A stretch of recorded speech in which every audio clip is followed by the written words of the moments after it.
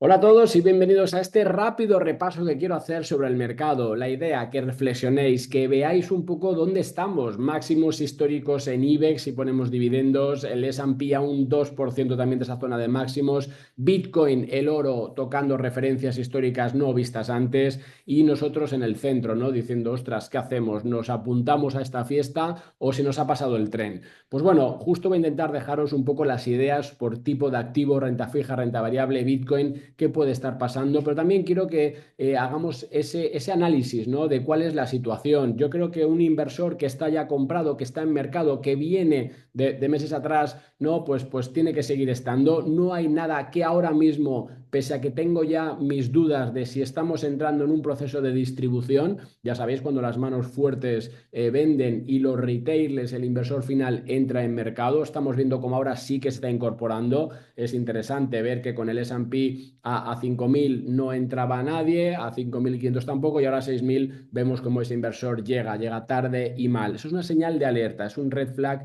que yo tengo que al final considerar. Pero como os digo, no se trata de eso, de por un indicador o por sentimiento contrario, al final salirse del mercado. El que está dentro no tiene nada que le diga que tenga que salir. Lo que tiene que hacer es gestionar muy bien los niveles de salida, gestionar muy bien el posicionamiento. Mi primera recomendación, dejar cash en un lado, aquello que podáis ir rebajando en riesgo, llevarlo de momento a cash para tener esa reserva. Viene ahora verano, sabéis que ahí bajan los volúmenes, suele incrementarse la volatilidad, tenemos todo este ruido geopolítico, no es un buen momento para estar 100% invertido, creo, ¿no? Y por tanto eso como primera idea. El que quiere entrar, el que está pensando, ostras, me he perdido la fiesta, si tú te estás planteando que te has perdido la fiesta, es que ya esa fiesta ya ha terminado, ¿no? Es como cuando tú sales de copas y sales a las 4 de la noche, pues bueno, pues ya te ha pasado un buen tramo, ¿no? De lo que podía ser al final esa parte divertida. Entonces aquí yo creo que al final, por hacer un poco esa asimilación, esa metáfora, pues estamos en ese momento. A un nuevo comprador, ¿qué le diría? Pues de momento, ten paciencia, establece en todo caso estrategias de dólar cost average, es decir, no se entra de golpe en mercado, ¿no? Y vamos a ver un poco esas ideas que os quería dejar. Como siempre os digo, nada de lo que yo diga es una invitación a la inversión. Se trata de que hagáis vuestros propios análisis y más en estos entornos complejos, ¿no? Donde venimos de ese mes de abril, ¿no? De fuertes caídas, ese mes de mayo de fuerte recuperación y ahora pues la etapa estival donde los volúmenes caen y donde también podemos tener pues ciertos movimientos. La primera de las preguntas es esto, ¿no? ¿Estamos en un rebote o estamos realmente en una recuperación?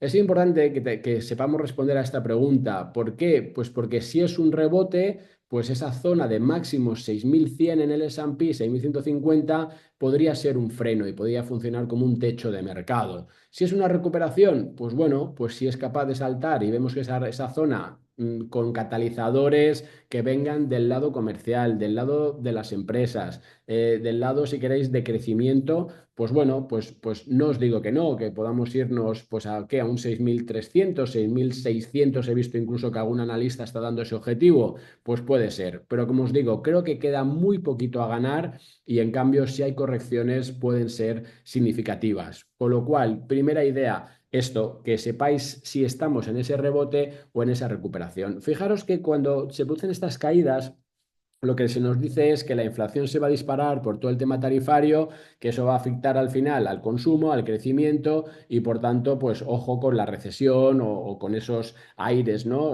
Que nos pueden llevar un poco a esos, fijaros, a estos niveles que teníamos en abril de 60% de probabilidades de recesión en la economía norteamericana. ¿No? ¿Y ahora dónde estamos? Pues en niveles de 23, 24. Es decir, que ni ha habido inflación, porque fijaros el gráfico arriba a la izquierda, esa sigue cayendo, con lo cual estamos viendo esa zona que se dirige hacia el 2%, con lo cual los tipos sí que podría tener cierto sentido que se empiecen a relajar. Aquí lo que tenemos que ver es que si se relajan porque el crecimiento también lo hace y por tanto quiero estimular, o realmente para acompañar esa bajada de inflación y que por tanto esa carga financiera para todo, familias, deuda, disparadísima, por cierto, moneda fiat que se sigue depreciando. Ahí tenéis que hacer algo, ya lo sabéis, ¿no? Porque cada vez, y aunque esta inflación se esté bajando, sigue creciendo. El que tengamos un incremento del 2,5, no quiere decir que ya no suba, sino que sube menos, ¿vale? Pero sigue subiendo, aunque sea a esos ratios, a esas tasas del 2%.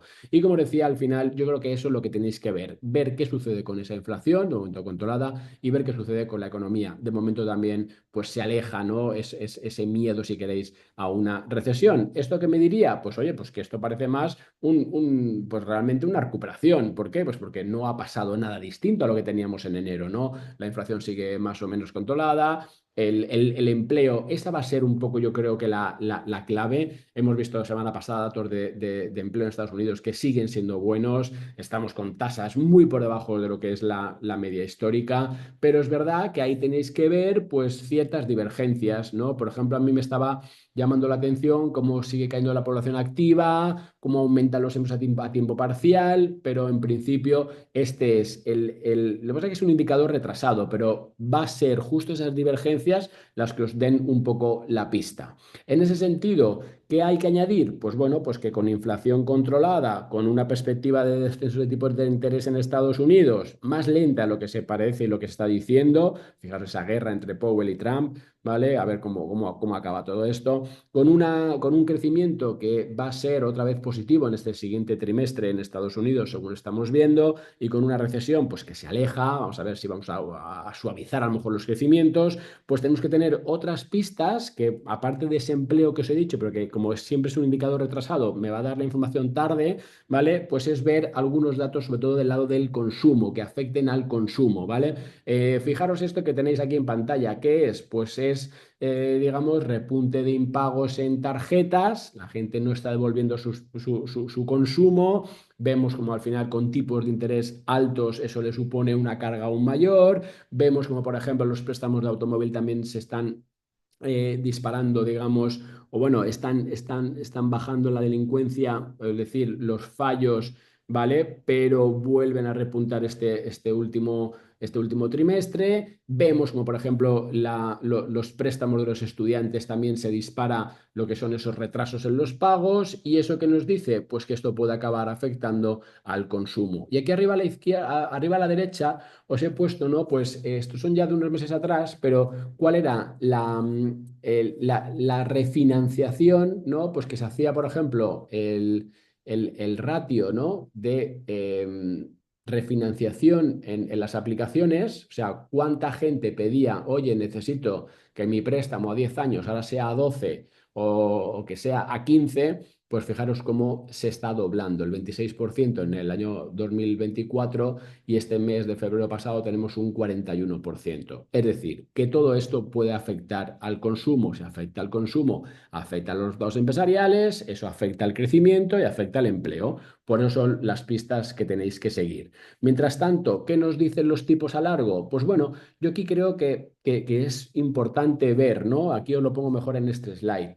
¿Por qué? Pues porque la narrativa nos dice esto, ¿no? Pues oye, parece que la inflación está bajo control y que vienen tipos de interés más bajos, recorte de tipos en otoño, ¿vale? Pero el mercado no nos refleja esto, ¿no? Es verdad que ahora se ha estabilizado esa zona lo veis que se fue hasta el 5 y ahora estamos en el 4,40, ¿vale? Pero yo creo que aquí nos está dando una señal de alerta, porque o bien el crecimiento no va a aguantar, o sea, que no va a ser tan fuerte como estamos viendo, o ese riesgo está mal calibrado. Con lo cual, ir con cuidado con esto. Yo me iría a una deuda más corto plazo de momento, bonos ligados a inflación, si hay picos temporales de subida de precios, y de momento yo no me iría a duraciones largas. Es decir, en la parte de renta fija no vayáis a 10 años, ¿vale? Iros a duraciones más cortas. Y en crédito, ¿vale? Mucha atención a lo que es el riesgo malo, el famoso high yield, que no deja de ser al final, pues,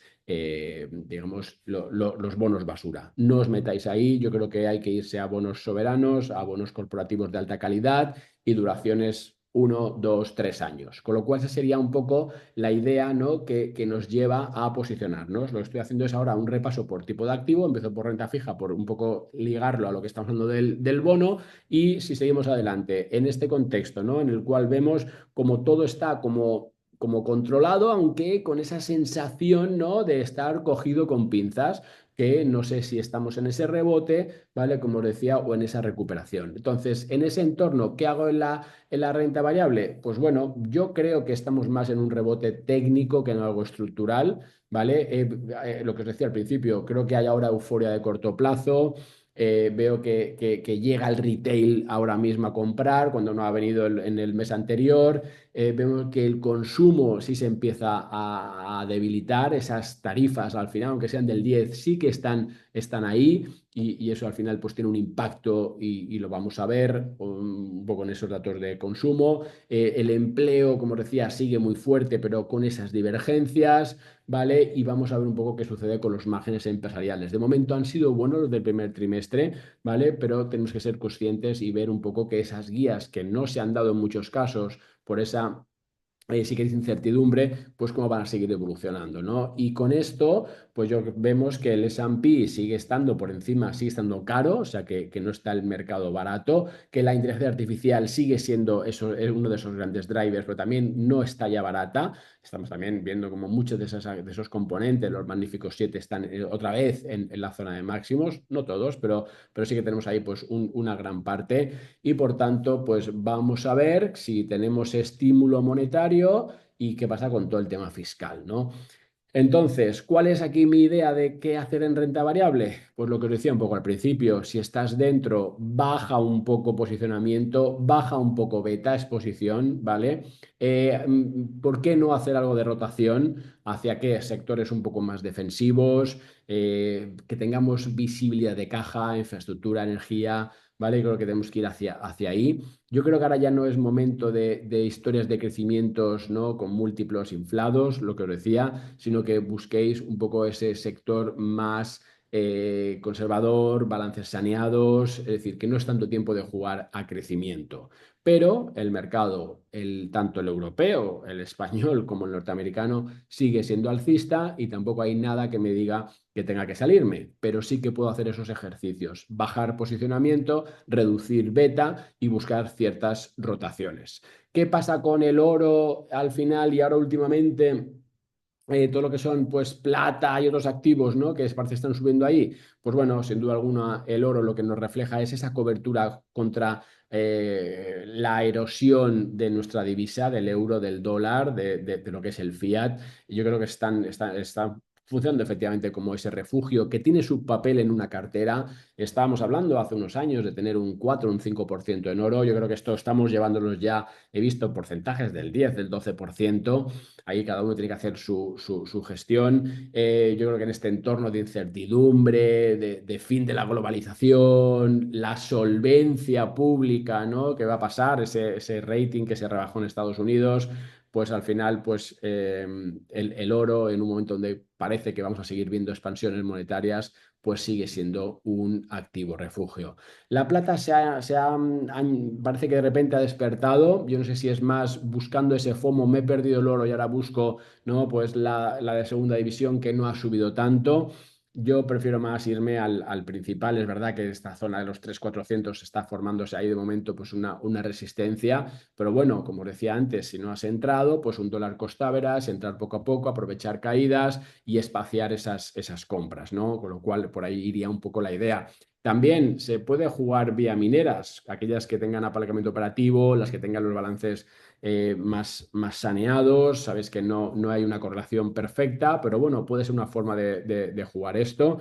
La plata yo lo veo como algo más táctico, si queréis mayor beta, mayor exposición, ¿vale? Y sí que os recomiendo que le echéis un vistazo al paladio. ¿Por qué? Porque el paladio al final es mucho más escaso que el oro y que la plata, desde luego. Está dormido desde los máximos que vimos años atrás, vamos, con una caída acumulada del 50%, y es verdad que es lo que principal material que se utiliza en todo el tema de vehículo eléctrico, pero eso va a seguir funcionando más lento, de otra forma, con lo cual va a haber una demanda sobre el paladio, con lo cual ahí os lo dejo como idea. ¿Qué sucede con los criptoactivos? ¿Qué sucede con Bitcoin? Pues bueno, el interés está en Bitcoin y ahora algo en Ether, en lo que es al final, pues en la red, ¿no?, de contratos inteligentes, que al final es Ethereum, que es la base sobre la cual se crea valor. Yo, como os digo, 95% de lo que dedique a activos digitales voy a Bitcoin. Veis las narrativas, veis la adopción, aunque es verdad que un nuevo comprador, pues no, yo no sé qué decirle. Yo le diría que ahora mismo pues no entrase. ¿Por qué? Porque fijaros, no sé si esa zona de 112.000, que fueron los máximos de momento, funciona como resistencia y si eso va a llevar a correcciones, va a depender de lo que hagan los activos de riesgo. Sigue siendo al final un tema de risk on, vemos esos flujos de los ETFs, vemos las empresas que lo incorporan en sus tesorerías, ¿vale? Pero de un punto de vista técnico, pues al final esos movimientos pues también tienen que consumir bien tiempo dentro de ese rango. Fijaros la zona 100.000, 112.000 es donde está moviendo ahora mismo. Y el problema aquí, el peligro está en perder los 100.000. Si vemos precios por debajo de esa zona, 98, 100, eso puede implicar pues caídas hasta los 90, 92.000 dólares.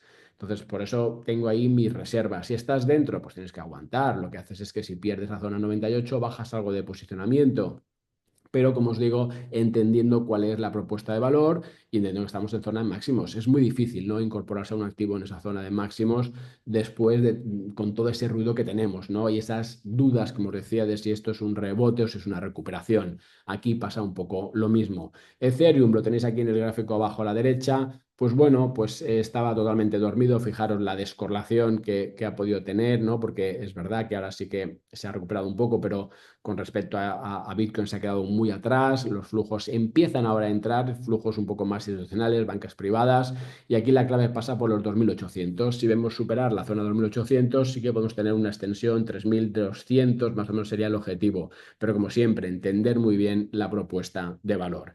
Así las cosas, nada, he hecho este repaso rápido, podéis ver todos los análisis que vamos publicando en la Academia de Toro, y como siempre os digo, nada de lo que os he dicho es una invitación a la inversión. Se trata de que sepáis ahora mismo entender, ¿no?, el mercado que nos está diciendo. De un lado yo veo que sí que hay proceso, sí que hay señales de distribución, eso me preocupa, ¿vale? Pero de otro lado, pues veo que al final, en un entorno donde si la política monetaria va a seguir siendo expansiva, es decir, si van a bajar tipos, van a seguir imprimiendo moneda, la liquidez global que sigue creciendo, pues ¿dónde vas? Pues vas a los activos reales, entonces vas al oro, al final a las acciones que son capaces, ¿no?, de trasladar a los precios todo, pues ese aumento, si queréis, de los precios que se pueden producir, y vais al sector inmobiliario, pese a que estamos también viendo en Estados Unidos que por ahí podemos tener algunos problemas, pero activos reales en cualquier caso, ¿no? Como siempre, modular muy bien, es tiempo de dejar algo en liquidez, es tiempo de bajar algo de posicionamiento, es tiempo de bajar la beta de la cartera, pero hay que seguir todavía en mercado porque no nos ha dicho nada que esto puede cambiar. Fijaros en la volatilidad, que vuelve a niveles también ya por ahí, la zona de los 18, 20. Eso también es un síntoma. Cuando veáis que se dispara, entonces ahí también cuidadito, y por tanto al final hacer siempre ese análisis completo. Nos vemos aquí en estos flash de mercado. Hasta la próxima.